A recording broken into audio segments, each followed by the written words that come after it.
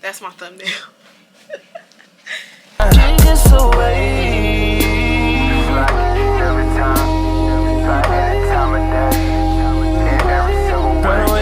Hey guys, so my name is Angelique. I am a surrogate. You guys have a lot of questions about my surrogacy journey, how I got started, what are the qualifications, requirements, everything like that. I will let Sierra get all the qualifications and everything get out the way, and then I'll get into my process and how I feel. We're still in the hospital. I just had the baby yesterday, so I'm glad I caught her.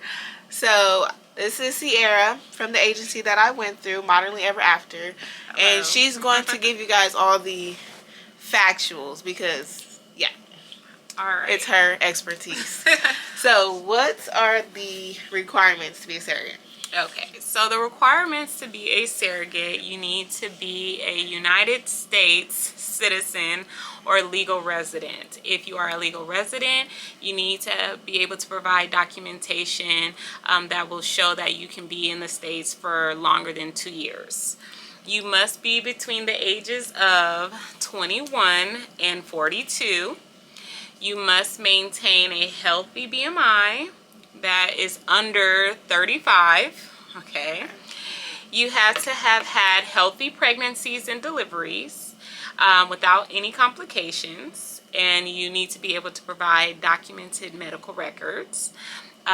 You are only allowed to have up to 5 vaginal births and 2 C-sections.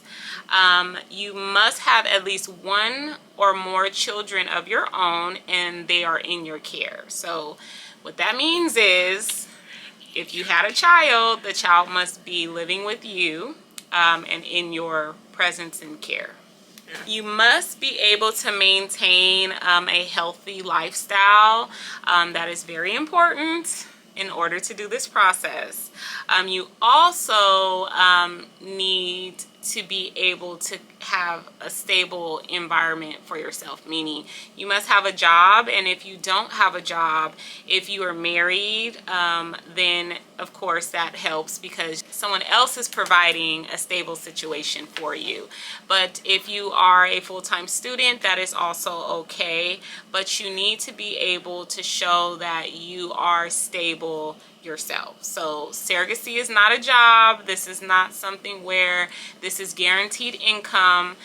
You will learn more about that along the way in the process. So being able to be stable is very important. Also, you cannot be participating in government assistance, meaning food stamps, Medi-Cal, Medicaid, any sort of public assistance like Section 8, public housing, subsidized housing. Those things could potentially be at risk if you are on them and you are doing a surrogacy process, because at that time your income will change and you would be in a situation where you would need to be reporting that income to those government assistance programs. Yeah. So can be on government assistance. If you reside in the United States, it must be in a surrogacy friendly state.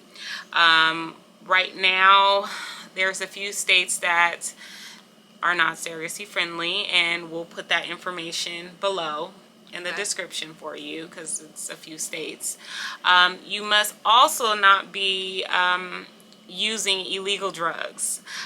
You must not smoke cigarettes, vape, abuse alcohol, and when I say smoke, that includes marijuana as well. So if you are someone that likes to smoke marijuana, you will not be able to meet the qualifications for an application process. So if you decide to stop and you stop for longer than a year, then you can try to become a surrogate. But if you are someone that is a heavy smoker and this is not something that you think you could stop for a year, surrogacy would not be a good option for you. You have to agree to go under a psychological evaluation. That is very important in this process. All clinics require for surrogates to undergo a psychological evaluation to ensure that you are capable of completing this process and understanding what all goes into going through a surrogacy journey. You have to be willing to travel to the intended parent's IVF clinic for all of the IVF process, as well as undergoing your medical screening and embryo transfer.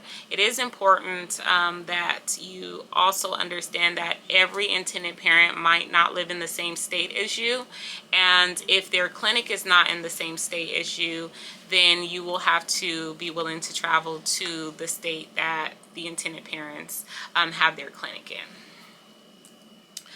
Also, you must possess a valid driver's license so that you are able to present those documents to us or any other agency. And you must have a good support system. We like to see surrogates have that because it does help making sure that your journey goes smoothly. And if you are married or you have a domestic partner or someone that you are dating and is long term, they too must be willing to participate in this process because they will have to go through a medical clearance as well too for you guys both to move along to the next steps. So I hope I was able to give all of the qualifications for being a surrogate here in the United States. Yes, so those are the qualifications, guys.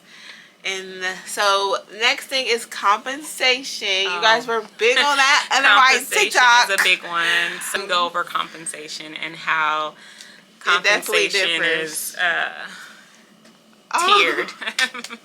It definitely differs, okay? Okay. So let me just tell you guys. So people kept saying like, oh, that's not enough, that's not enough. I mean, you know, to each its own, of course. I'm 22 years old.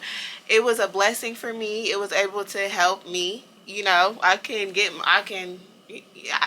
the one too. So, okay. If I did choose to do it again, it wouldn't be the same exact compensation because it does grow, like when you do it. So let's talk about compensation and how compensation works with our agency, Modernly Ever After. So each agency is different, so make sure you shop around and see what agency fits your needs, but also make sure you do your research and ask other surrogates about their experiences at the agency that you are researching. So at Modernly Ever After, there is a tier for a first-time surrogate, a second-time surrogate, a third-time surrogate, a fourth-time surrogate. That tier will go up each time you you complete a full surrogacy journey. That means from start to finish. So if you do not live in California or New York, your compensation will range now anywhere between that 50 and 55K range for a first-time surrogate here at Modernly Ever After. If you are a second-time surrogate, that tier goes up to 60 to 65. If you are a third-time surrogate, that tier goes up to 70 to 75. If you are a fourth-time surrogate, that tier goes up to now between $80,000 and $90,000. So, yeah, if you are choosing to do something so selfless, like helping families become parents, or just in general really taking the time to educate yourself on the full extent of what surrogacy is, you will understand, like Angelique was saying, it was a blessing for her because if the only thing that strikes you as the compensation and the money, then it's not for you. Yeah, I will tell you now that leading with that is not a good indication that you are really here for the right reasons. Yes, no one does anything for free. We understand that. Of course. But when you're entering this space, you have to understand what these people are going through to even get to this point. Everyone is not rich and famous. Everyone's financial abilities to afford this process is not the same. So understand that there's things that happen behind the scenes that bring these families to the point of becoming capable of having a surrogate. So there's things that take place in order for them to get to the point where they can go ahead and start a surrogacy process. So understand the full amount that these families have to pay in order to, you know, end up with a precious baby. And not every journey ends with a family being able to take home a bundle of joy. So please be respectful and be mindful of that, because of course when people are in the comments telling someone, wow, that was too low, or wow, I made more than that, or wow, I wouldn't accept that, I would like more, well then maybe this space, this community isn't for you. Because as a previous surrogate, and I've done this process many of times, I will say that if you're leading with, I would have made more, I would have wanted more, understand me, as many times as I've been a surrogate, if I was able to pick a price, I would want $1 gazillion. Like, you can't put a price tag on surrogacy, on what it is that you're doing, because of course everyone couldn't be satisfied. You know, let's just be honest. Like, everyone wants a different amount. Everyone feels that they deserve a different amount. And again, that is why I'm saying, if the amount that you feel is too low, or you think that, okay, maybe I can shop around elsewhere, you should do that. But understand that that base number, that large amount, is not your overall take-home number. There's things in a surrogacy package with each agency that will help bring that compensation up, and what your overall take-home would be. So understand that if you're making $60,000, you will receive $60,000 in 10 increments. This is not one large lump sum payment, at least not here at our agency. And most agencies, you're not going to see someone pay you that large amount of money up front. Ways that you are paid, and here at our agency, of course, you are paid through an escrow company, and once there is confirmation of heartbeat, you will be paid in 10 increment payments. So if you are making a base compensation of $60,000, you will receive $6,000 for the next 10 months after that confirmation of heartbeat. I hope that was able to explain and clarify more on how compensation works. But so they said, can you be a surrogate if you're a felon? No, you cannot be a surrogate if you are a felon. They do background checks. You will go through a background check. You will have to definitely go through a background check.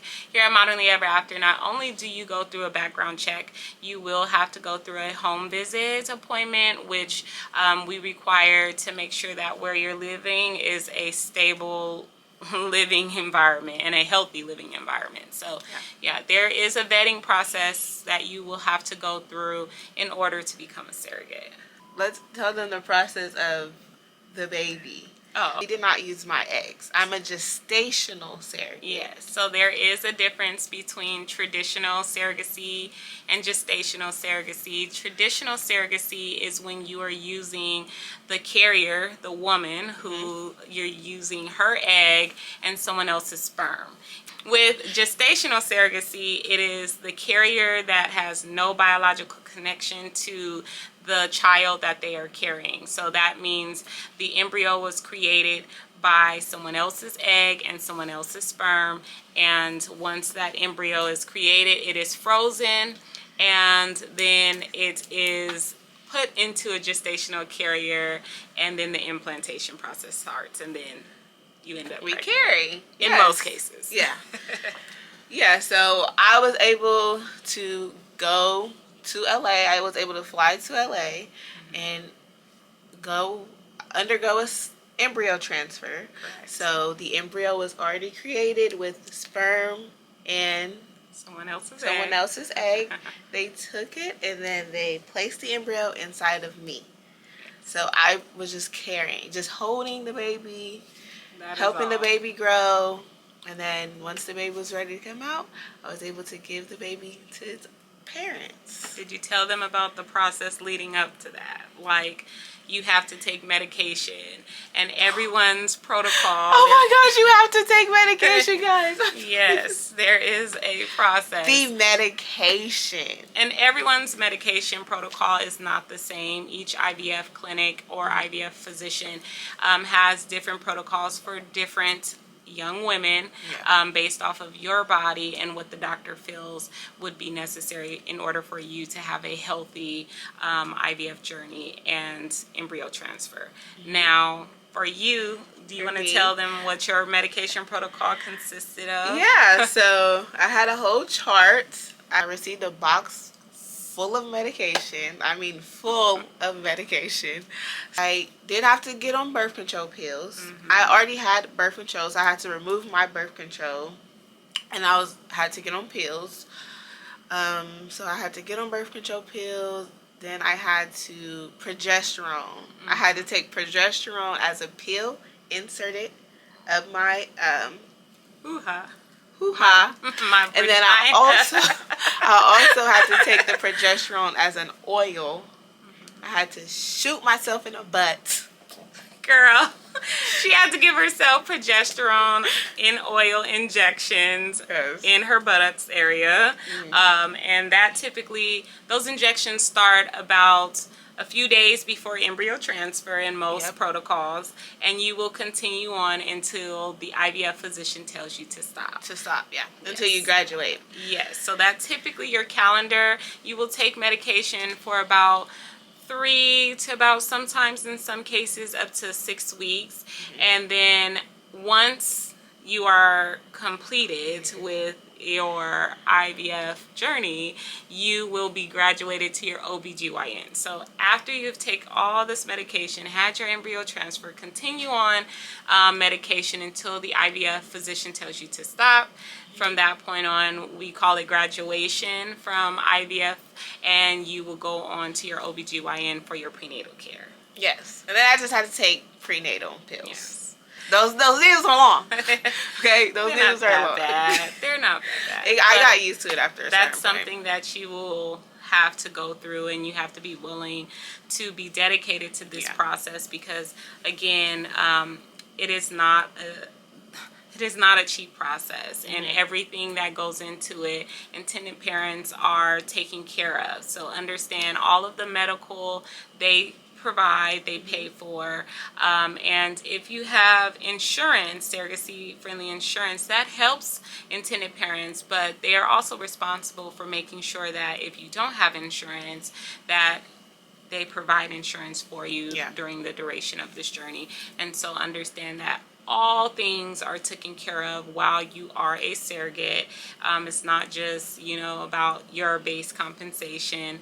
Everything that is needed for you to have a successful journey does fall on the intended parent. So be mindful of that when you are thinking about doing this process, and you're in comments talking about what you will and will not do, because let's also put yourself in the shoes of an intended parent who has waited 5 to maybe 7 years to obtain this process, and they're being told in order for them to have a child, they have to pay anywhere between $170,000 to $300,000 to have a child. Imagine if that was you being told that, and how you would be able to take that in and provide for that process. It's not easy. So let's be respectful, guys, because we're all blessed to even be in a position, if we do already have children, because not everyone is as fortunate, and there's a lot of people that would love to become parents and have many different challenges to, achieve that goal. So again, be respectful, please. Please. I just wanted her to, give you guys the ins and outs. I'm not with all the technicalities. I do know. Right. I can only speak for my journey, so I don't Yeah. know all the specifics and everything like that. You were wonderful. She was a beautiful surrogate. She made sure that the intended parents felt involved from start to finish. She was truly an angel to them. And I mean, like I say this all the time, she's very phenomenal, especially only being 22 years old, very mature. And I do think that she's definitely a good person to hit up and ask about when it comes to the journey and her process, because she definitely had a beautiful journey from start to finish. I definitely did.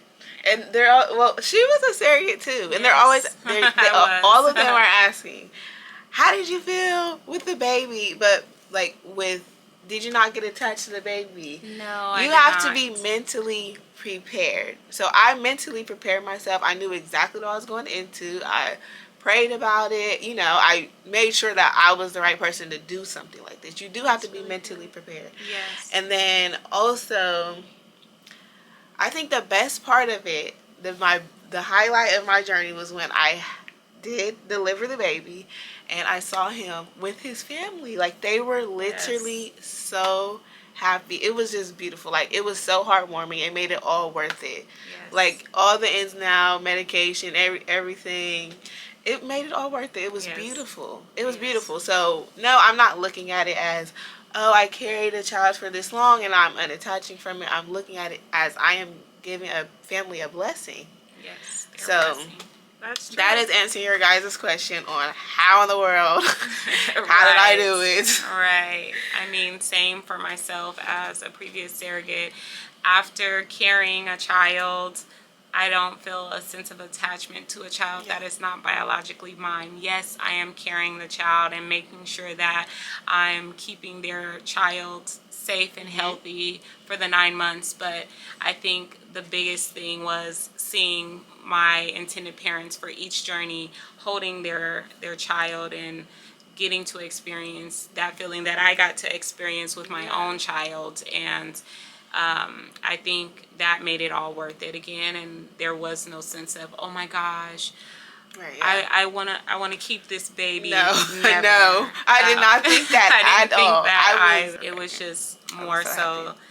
being able to know that this is not my child that I'm carrying, and I'm helping someone become parents. And there was definitely not a sense of attachment there. I'm just happy for my families, all of my families that I helped be able to become parents. So I think, that is also the reason why surrogates go through psychological evaluations, to make sure that you are capable of understanding fully what this process is and understanding that you are giving this child to a family after you deliver, and, making sure that you're able and capable of doing so. So that's why you have that there. That is why.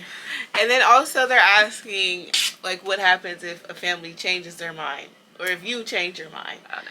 But it does not work like that. It does not work that way. You are in a legal contract between your intended parents and yourself, and you are signing a contract stating that you will abide by all of the things in that contract and not breach the contract. And that would be a breach of contract, you trying to take someone else's child. Or if you decide at the end of this, like, oh, I don't want to do this anymore, or even if the parents say, oh, I don't want to keep this child, they are also in a contract with you, and they are responsible for the child. And there is a parentage order that making sure that the parents are on the birth certificate and deem the biological and physical parents of the child that the surrogate is carrying, or the gestational carrier is carrying. So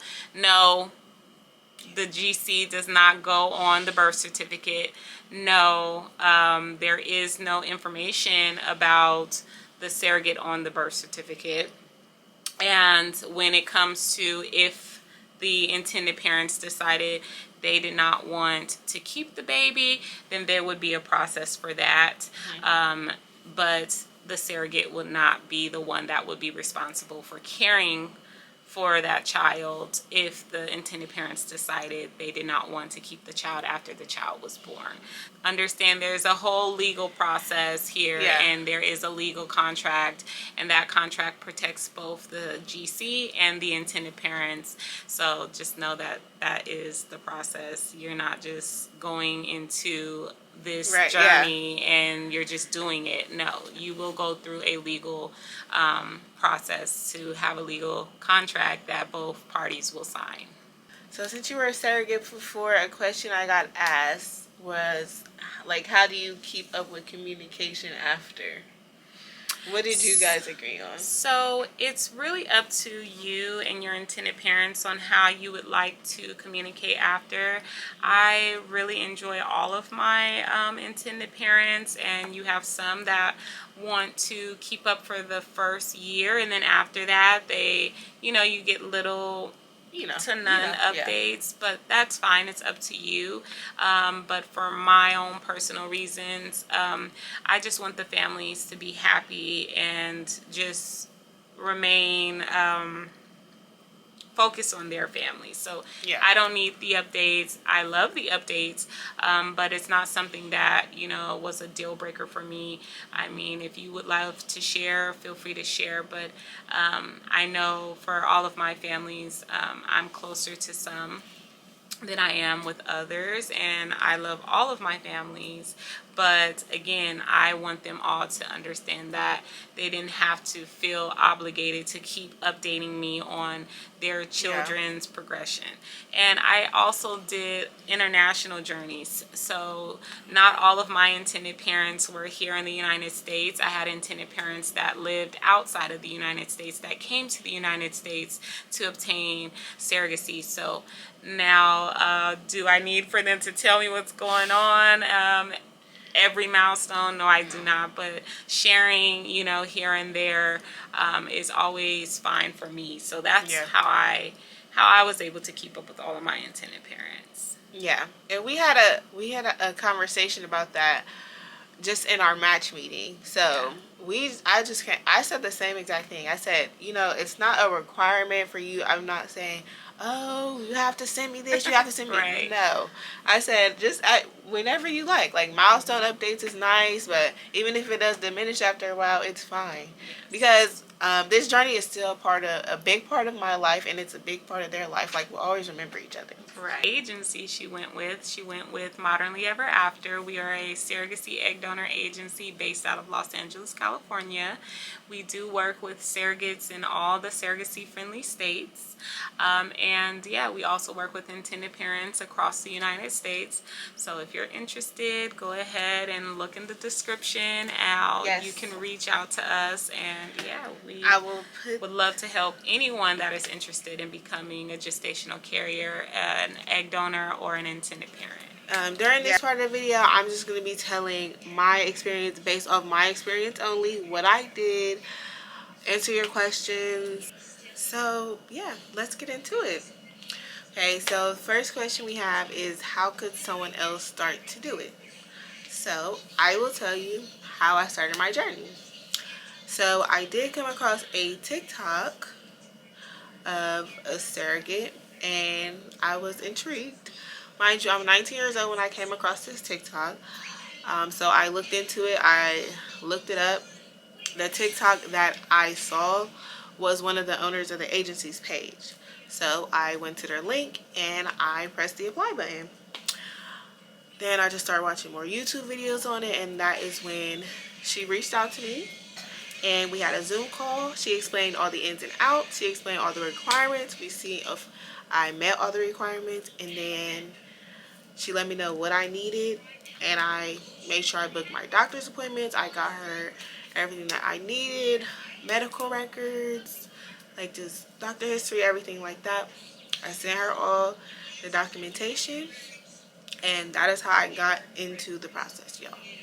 How you could do it is you could go to Google, look up agencies. You don't have to go to the agency that I am. You can look through agencies. You can speak with multiple agencies before you decide to do what you want to do. Whatever works for you.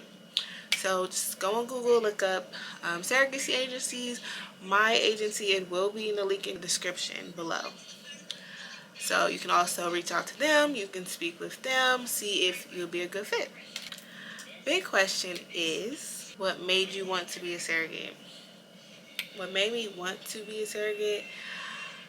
When I was looking into the video, I really didn't understand much. I'm thinking I'm giving away my child. I looked into it more. I watched YouTube videos on it, like other surrogacies. When I was thinking about it, I realized that I would be going through another pregnancy. I realized that even though it was not my child, I would still be putting that weight on my body. I was thinking about, what about my next pregnancies? Like, will I be able to have my own kid? What if there's complications? You have to take all that into consideration. So you could be saying yes to being a surrogate, and then something happens where then you can't have any more kids.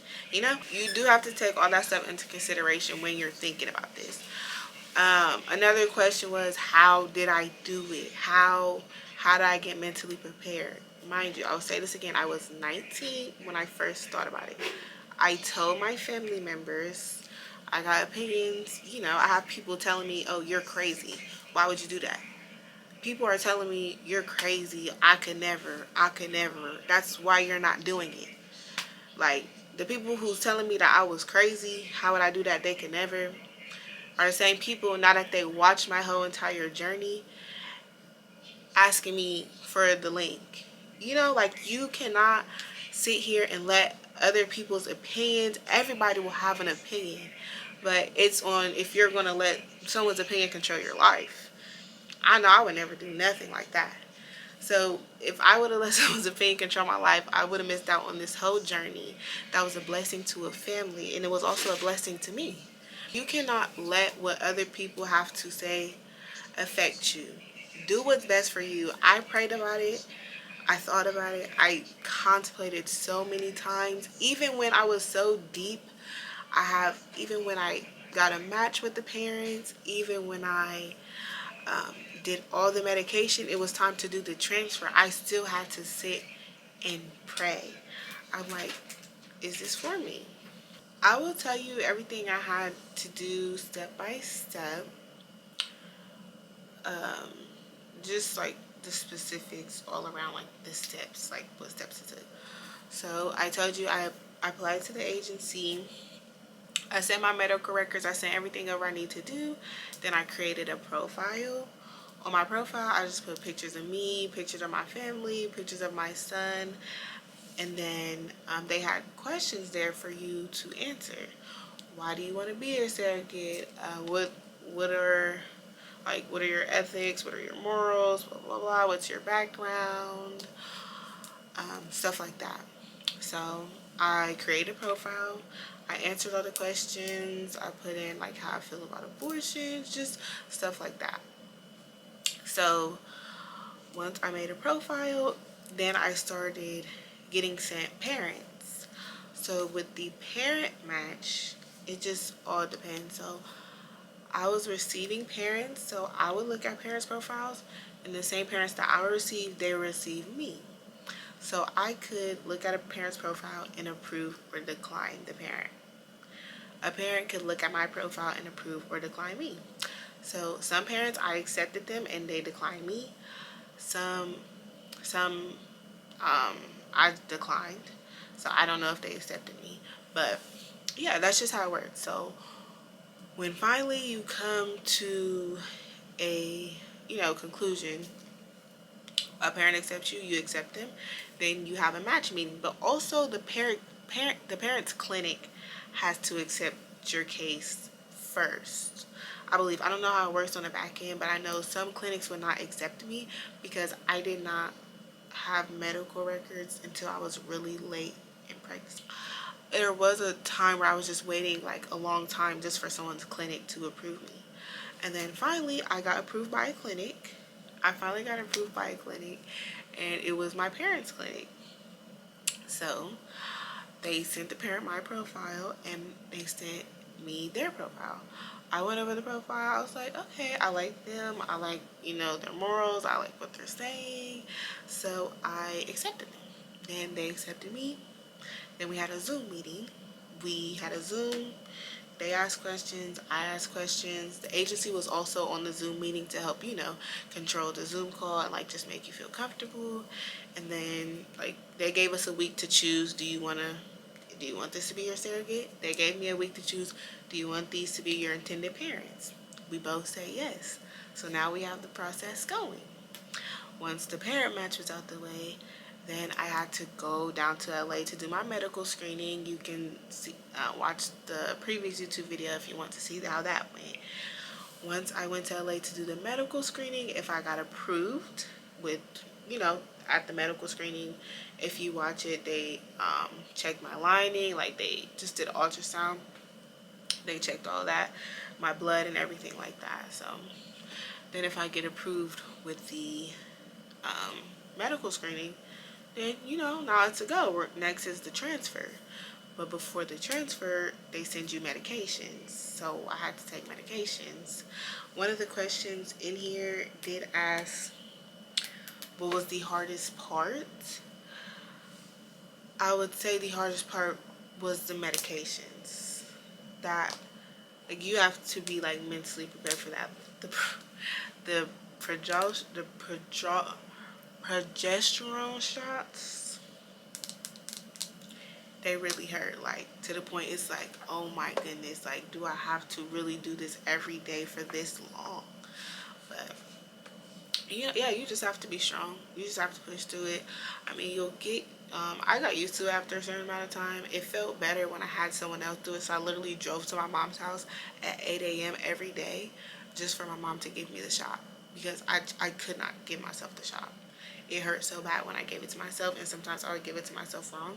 So when someone else did it, it was quick, it was out the way.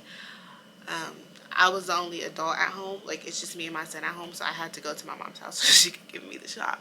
And yeah, that's what I did, because this is what I want to do. So, you know, so I did that. So I would say that was the hardest part. Once you take the medication, then you do the embryo transfer. They transfer the embryo into me, and then you leave, see if you're pregnant. I went to a clinic and I was pregnant. I was pregnant. I think we found out like maybe 6 or 4 days later that I was pregnant after my embryo transfer. So yeah, I'm pregnant. And I was pregnant. I went to my ultrasound. I always had the mother on the phone during every appointment. She asked all her questions. We did ultrasounds. She was on the phone with all the ultrasounds. The agency even set up 3D ultrasounds for her. So yeah, they sent they sent images. We did the whole shebang. I always was in contact with the mother, like always, every step of the way. I sent her baby bumps. I sent her when the baby would kick me. I just updated her, like he's really active, this, that, and the third. She would always reach out to me, hey, how are you and the baby feeling? There was even a time where I was literally sick, and she literally door dashed me. Like, she's literally in LA and I'm in Columbus, but she door dashed me soup, pineapple juice, all this cute little stuff. Like, I am blessed with the family that I chose. I'm so glad I chose them. I'm glad they chose me. The whole journey was a blessing. Sorry. Once you do the appointment, you're pregnant. Yeah, you're pregnant, and then you just let life take its course. You wait for the pregnancy. Hopefully it's a healthy pregnancy. You don't have any bumps in the road. I had a very healthy pregnancy. I didn't have any bumps in the road, and we made it here to the labor and delivery. My family was in LA, so I did get induced. Just to have a date so they could be down here. Like, so it's not any, so I just got induced 2 days early. I was due Friday. I got induced on a Wednesday. Full process, and will you do it again? So I did just answer the full process question. I would definitely do it again. Like, if it depends on if it is the right time in my life, I'm at the right space where I want to take that on again, but I would definitely do it again. Yeah, I would definitely do it again. The question is, how do you know if you're having a boy or a girl? So with gestational surrogacy, they know if the embryo is a boy or girl. So it wasn't like a gender reveal thing. They know what they're transferring if they want to know. I mean, in my case, they knew before we transferred it. So the ultrasounds just confirmed everything. How did you physically prepare yourself? Physically, I guess I would say by taking the medications, or I just I went through pregnancy before and I really had a smooth pregnancy with my son. The first one was very smooth as well. So I just hope for the best with this pregnancy because every pregnancy can be different. You can have a terrible pregnancy your first time, and you have a great pregnancy your second time. You have a great pregnancy your first time and a terrible pregnancy your you know what I mean. Every pregnancy will be different though. Did you get attached to the baby? No, I did not get attached. I I don't know. I think it's just because, I mean, like the baby, he was very active. He kicked me all the time. I played with him. I would, sing songs, play with my belly, stuff like that, just to get like a kick or reaction out of him. It was nice. It was cute. But I would be recording and sending it to the mother. Like I'm not thinking this is my child. Like I need to get attached to this child. I need to create a bond. No, like I'm just pregnant. I'm just carrying a child. Like that's all it is, honestly. That's literally all I can say to that question. So another question is, how did you explain this to Nyla, which is my son? I'll let Nyla answer that question for you. Here we go. This is my son. What's your name? Nyla easily. Last name is crazy. How old are you? 4. Okay. And people are asking how I explained to you that I was pregnant. So wasn't mommy pregnant for a while? Yeah, and that belly is so fat. Oh, okay, but mommy's not pregnant anymore. So where did the baby go? To his parents. So how do you feel that mommy had a baby and gave him to his parents? So happy. You happy that mommy gave a baby to the family? So I see the family Yeah. in Okay. here. We're about to go see the family and the baby. Did you have the option to have a C-section? They ask you what your birth plan is. So me, I do not want a C-section. I let that be known on my birth plan. Like I do not want a C-section unless it's detrimental. That is the only way. And if it's detrimental, I need multiple people to tell me that it's detrimental. I need multiple people to review me, go over everything, the case, and whatever the case may be, and tell me that a C-section is needed because I do not want a C-section whatsoever. So I just put that on my plan. I let it be known I didn't want a C-section, and I did want a vaginal birth. I let them know who I wanted in the room, how I wanted it to go, if I wanted the parents in or out. Like I put all that into my birth plan that I took to the hospital with me. So all the doctors knew. I went over it with the parents. We already talked about that. I said I'm perfectly fine with the parents being in the room. They can come in and out. They can stay. I'm perfectly fine with them being at the head of the bed, watching their son be delivered. There's no problem with that. I don't have any problem with it. So yeah, everything went very smooth. The parents, they did give me my space the whole entire labor and delivery. I was texting her, updating her, because, it was a long 12 hours. I was texting her, updating her, hey, this is happening, that's happening, water just broke, everything like that. And they went and got the parents when it was time for me to push. I saw the whole thing. They saw me push. They saw their child, and they were able to go in contact with their child once I pushed him out. So I picked my whole entire birth plan. You're able to choose. If you want a C-section, you can tell them, hey, I want a C-section. You want a vaginal delivery, you can tell them, hey, I want a vaginal delivery. Like, you have the option. Hey, sorry about that little intermission. I wanted to say bye to the family and the baby before they went to sleep because I was recording a little late. So I did leave the hospital. But I do have the rest of your guys' questions, so let's get back into it. What was the hardest thing throughout the process? I would say the hardest thing throughout the process was the medications, taking the medications, You do have to give yourself progesterone shots for about, I believe it was about 6 weeks, maybe 6 to 8 weeks, until you do graduate to your OBGYN. But I did get used to those shots afterwards. Next question is there a specific diet or do they tell you what not to do? So this depends on the parents. They are the parents. They are able to request a surrogate to do this or do that or not do this or not do that. But my family, they gave me free will. They said I've been pregnant before. My family did not give me any specific requests regarding pregnancy. Another question is who covers medical bills, etc. So I did not come out of pocket at all with my surrogacy. If I did come out of pocket, I was reimbursed through my escrow account. So my escrow is how I got paid. I did get reimbursed if I did have to come out of pocket, like if I was to pay for a lift or anything while I was in LA or, stuff like that.